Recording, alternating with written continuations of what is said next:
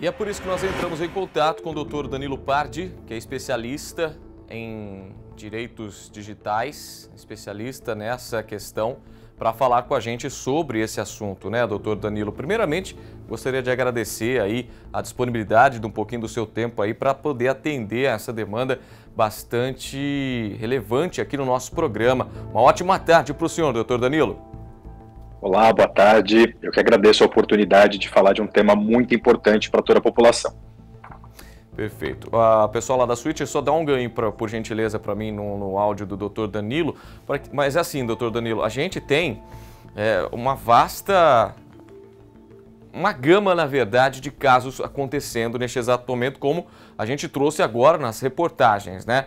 E aí eu queria perguntar para o senhor se são comuns esses crimes, e a cada dia que passa, o que fica para a gente, por exemplo, é que, por parte de quem comete, o que o senhor tem a falar sobre o assunto, né?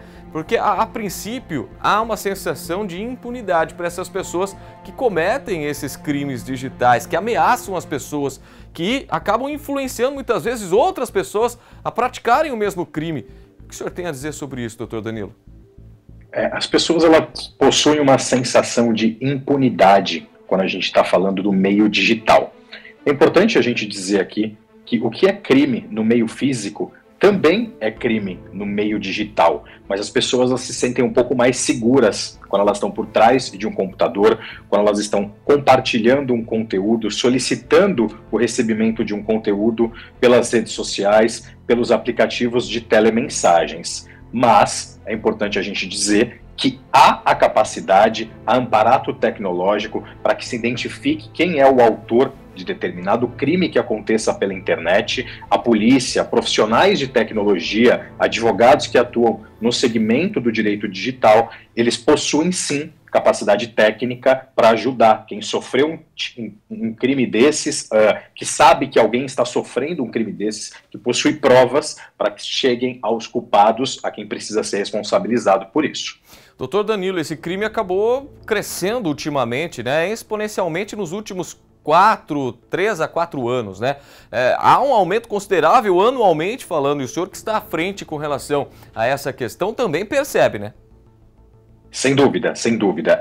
Eu posso dizer que o escritório que atua especificamente com golpes e fraudes, meu escritório, ele teve um aumento significativo desde o início da pandemia. Com relação a golpes que são aplicados pelas redes sociais, pelos aplicativos, as pessoas elas passaram a utilizar muito mais a internet no início da pandemia, né? Com o comércio, com os estabelecimentos profissionais fechados, todo mundo fazendo home office, a comercialização de produtos, serviços, ela se deu praticamente 100% pela internet. E as pessoas se aproveitaram, os criminosos se aproveitaram desse momento para se especializarem um pouquinho mais na prática de crimes pela internet. Então você está correto com relação a esse prazo. Nos últimos 3, 4 anos, essa demanda cresceu significativamente.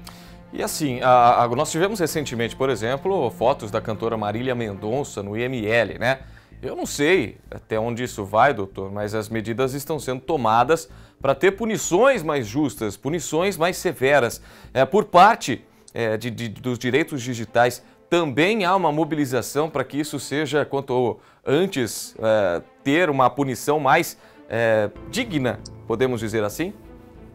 Sim, sim. É importante a gente aqui colocar o que muitos advogados, colegas que atuam no segmento do direito digital, o que a gente busca para conseguir responsabilizar os criminosos, os culpados por essas situações. Nós precisamos que as plataformas como redes sociais, aplicativos de telemensagens, eles cumpram a determinação da nossa legislação do Marco Civil da Internet, com o fornecimento de dados, sem a dificuldade, a grande dificuldade que nós temos em distribuir uma ação judicial e solicitar essas informações. Hoje, o governo federal tem um projeto para regulamentação das redes sociais, para regulamentação da internet. É um tema bem discutível aí com relação à questão da censura, mas é muito importante que o judiciário brasileiro consiga responsabilizar as plataformas de conteúdo por todo o conteúdo que é divulgado por lá. A matéria que vocês acabaram de mostrar, que fazem referências a grupos do Telegram, por exemplo, o Telegram é uma plataforma que ele não cumpre nenhuma determinação judicial no Brasil. E ele precisa ser responsabilizado pelo conteúdo que é compartilhado, que é divulgado dentro dessa rede social. A gente precisa, sim, discutir a responsabilização das plataformas pelo conteúdo que é disseminado nelas. Dos casos que o senhor acaba pegando aí no escritório, né, que fazem com que muitos deles venham à tona na mídia também, haveria um ranking de 1 a 3 dos casos de mais repercussão e dos casos que mais acontecem aí pelo seu escritório? Sim, a gente consegue trazer um ranking. Hoje, em primeiro lugar, são crimes financeiros, tá? As fraudes e os golpes financeiros que são realizados pela internet e quando eu digo pela internet, tem o auxílio de uma plataforma, seja ela o Google, que recebe dinheiro patrocinando links para divulgar páginas que aplicam golpes, então a página está ali pagando para o Google para aparecer para mais pessoas e é um golpe praticado pela internet como um falso leilão de veículo, como uma falsa empresa de investimentos financeiros, onde muita gente tem aplicado dinheiro com rentabilidades fora do padrão do mercado e, obviamente, é um golpe. Então, o golpe financeiro ele está em primeiro lugar.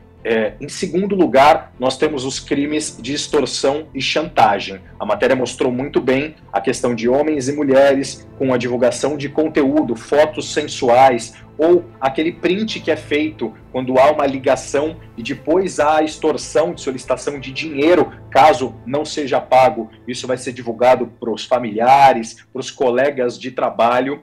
E nós também temos muitos casos envolvendo a chamada pornografia de vingança, quando um dos ex-parceiros da pessoa ameaça divulgar ou divulga conteúdo íntimo do casal. É um crime bastante grave também que vem acontecendo. Infelizmente, né? Bom, doutor, nós temos aí também, tivemos recentemente aqui na Rede Família de Televisão uma reunião, né, com especialistas em segurança digital também, mas mais por meio online com relação a computadores, enfim. E nos foi passado, entre outras ações a serem tomadas, né, são as preventivas. Isso ainda é o melhor caminho a ser seguido, essas ações de prevenção que podem inibir a diminuição desses crimes? Sem dúvida, sem dúvida. A prevenção hoje é uma medida paliativa, enquanto a gente não tem medidas mais efetivas por parte da nossa legislação, mas medidas de prevenção, elas são essenciais. Por exemplo, eu posso deixar uma aqui, hoje o celular ele é um meio de comunicação utilizado por todos, a gente tem a nossa vida no smartphone, os aplicativos de mensagem, as fotos, os aplicativos bancários. A maioria das pessoas, ela utiliza o e-mail para recuperação das senhas cadastrados nesses aplicativos e até nos bancos no mesmo celular. Se esse celular é roubado ou furtado e ali o criminoso clicar no aplicativo recuperar a senha, essa senha vai chegar no e-mail daquela pessoa e esse e-mail está habilitado no celular. Esse criminoso ele vai conseguir recuperar uma senha ou criar uma senha nova. Então, uma das recomendações é não habilite o seu e-mail de recuperação de senha, seja de banco, seja de aplicativo, de redes sociais, no mesmo smartphone que você utiliza. Deixe esse e-mail, um e-mail à parte, que ele não esteja ali habilitado. Isso já garante uma segurança um pouquinho maior para o usuário desse smartphone. Doutor, só para a gente fechar com relação a esse assunto, né? Nós temos aí, hoje em dia, muita burocracia envolvida para determinar punições, para determinar aí o que nos dá a atender uma sensação de justiça. Você percebe um alinhamento das forças de segurança, mediante especialistas digitais como o senhor, que há esse alinhamento para que a coisa melhore, para que as situações que acabam acontecendo sejam punidas de uma forma melhor? Sim, existe um alinhamento. Eu tenho certeza que todos, tanto os profissionais da área de segurança privada, quanto os profissionais de segurança pública que atuam com cibersegurança, com crimes digitais, eles possuem as melhores intenções. Mas hoje nós temos uma falta de pessoas envolvidas nessa área, principalmente no setor público, para investigações. São muitos casos, os casos crescem diariamente e a gente não tem pessoas suficientes para investigar todos os casos.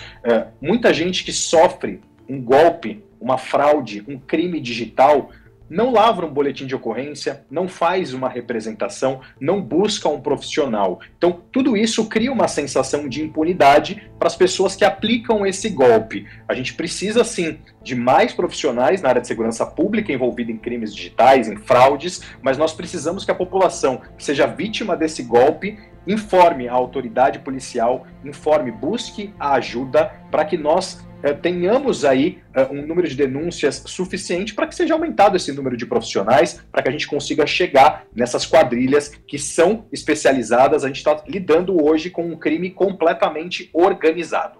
Tentar ser mais claro aqui, vamos pegar uma situação. Por exemplo, se eu for ameaçado neste exato momento aqui no celular, ou por uma foto íntima, ou por alguma questão de banco, né, questões financeiras, eu posso chegar aí no escritório do senhor e falar, ó, doutor, assim, assim, assado, fui ameaçado, estou sendo prejudicado por essa determinada pessoa. Se eu chegar aí no escritório do senhor e falar o que está acontecendo, há a possibilidade da identificação dessa pessoa que está me ameaçando. Sem dúvida, sem dúvida. Sempre que você utiliza um aplicativo de telemensagem, uma rede social, a nossa legislação Marco Civil da Internet, ele tem ali a determinação que as plataformas armazenem essas informações por 6 meses, se for uma aplicação de internet, por 1 ano, se for um provedor de conexão. Isso são prazos mínimos. Com essas informações, a gente consegue identificar o número de IP e aí com o provedor de conexão, identificar quem é o dono desse IP. Sim, a gente possui mecanismos eficientes para identificar quem é o autor e fazer o caminho, seja de uma transferência financeira, seja de um envio de uma mensagem de ameaça, o compartilhamento de um conteúdo, de um arquivo, a gente sim consegue chegar no autor desses crimes que são cometidos pela internet. E essa é uma informação que conforta a gente, pelo menos, né, quando se diz respeito a crimes digitais. Doutor, desculpa de estar prolongando um pouquinho, a gente agradece a sua participação, a disponibilidade do seu tempo de falar conosco aqui no nosso programa, no Tá No Ar Campinas. Desejo aí um ótimo final de semana aí para o senhor, tá bom? Muito obrigado, eu estou sempre à disposição de vocês. Obrigado. Tá aí o doutor Danilo, especialista, então, né, em questões digitais, que a gente fez questão de trazer aqui no Tá No Ar Campinas